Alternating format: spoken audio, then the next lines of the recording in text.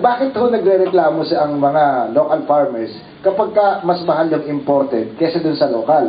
Akala ko baliktad. Yung mga hog raisers nagrereklamo dahil mahal daw, ay mas mura yung imported kesa dun sa kanilang ginagawa, kaya sila nalulugi. Hindi ba dapat sila magpasalamat sa ganung sitwasyon? Yun nga po, ang ano po kasi ng bawang, kasi pag pinabayaan po natin ito, babalik po tayo dun sa sitwasyon na inabot po natin na halos wala nang gusto magtanim. So kaya, ang realidad po kasi talaga mas masarap yung local nating bawang. Kaya ito po yung mas mahal. Ang problema po itong nagmahalan, talagang halatang-halata mong minanipulate lang. Itinago yung mga napamili siguro ng lokal at saka parang nagkaroon ng scarcity. But right now, inaayos po natin. At hindi po naman sa pagmamalaki sa department.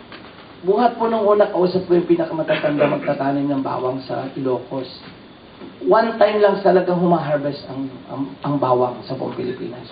Ang sabi sa akin ng matatanda, kami tumanda na ng ganito, isa lang beses kami na-harvest ng bawang sa aming taniman dito sa buong Ilocos. Sabi ko, opo, ikinagalang ko po. Pero hindi naman po bawal na mag-usap tayo ngayon. Baka pwedeng makadalwa tayo. So, paano yung gagawin? So, sabi ko, mag-isip lang po tayo. Kasi, yung pong panahon ninyo, hindi po uso pa ang greenhouse. Ay, wala nga daw yun. Yung pong inyong panahon, hindi pa po uso ang seedling tray. So, hindi pa nga daw. O sa anong pong panahon kayo nagtatanim? Nag-start daw sila ng taniman in November at magka-harvest after 4 months. So, sabi ko, ba't hindi tayo mag-harvest ng 1 month ahead?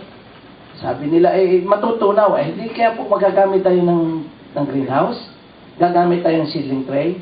Alam niyo po yung bawang, 45 days bago siya magsimula yung mag-bulb.